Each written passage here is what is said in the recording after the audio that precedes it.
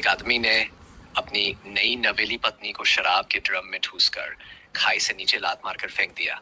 क्या वो पागल था या उसका दिल पत्थर का था? लेकिन अरे किस्मत देखो, वो औरत शाओ माई सीधा जाकर एक शवदाह गृह की लोहे की अब ये जानने के लिए कि जमीन कितनी दूर है, उसने अपना एक जूता उतार कर नीचे फेंका। पर आवाज एक बैठी मरने का इंतजार करूं, सोचते ही शाओ माई ने धीरे खुद को रोका। सांस अटक गई थी। तभी एक मक्खी उसके चेहरे पर लगे खून के चारों ओर मंडराने लगी। खुजली हो रही थी बहुत ज्यादा, पर हाथ हिलाने की हिम्मत नहीं थी।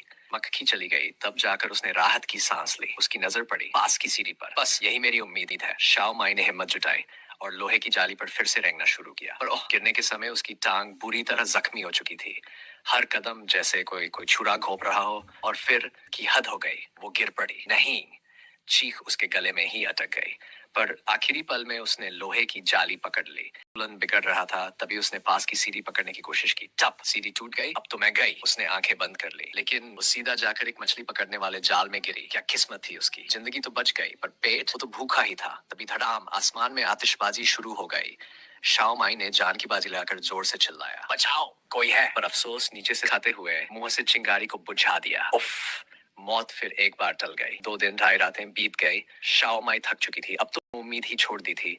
तभी ऊपर से एक लैपटॉप गिरा, फिर ताजा खाना, पैक्ड लंच बॉक्स। क्या हो रहा है ये? उसका दिमाग चकरा गया। एक रूमाल भी उसके सिर पर गिरा। गुस्से में आकर उसने उसे उठाया और फेंक मारा, पर वो जाकर ऊपर की सीढ़ी पर अटक गया। बस यही मेरा रास्ता है बाहर निकलने का। फिर क्या? शाओ माई ने डिब्बे का ढक्कन खोला, मछली वाले जाल से टुकड़ा काटा, लकड़ी से जोड़ा एक अस्थाई हुक तैयार।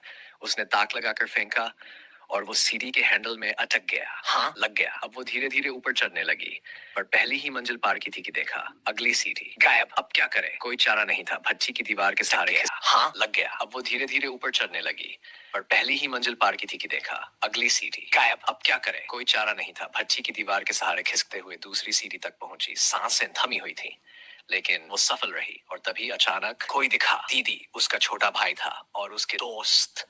उन्होंने 2 दिन रात एक करके उसे ढूंढा और आखिरी पल में बचा लिया। अगले ही दिन शाओ माई ने अपने पति की हत्या के प्रयास के सबूत सबके सामने ला दिए, और अब उस आदमी की सजा उम्र भर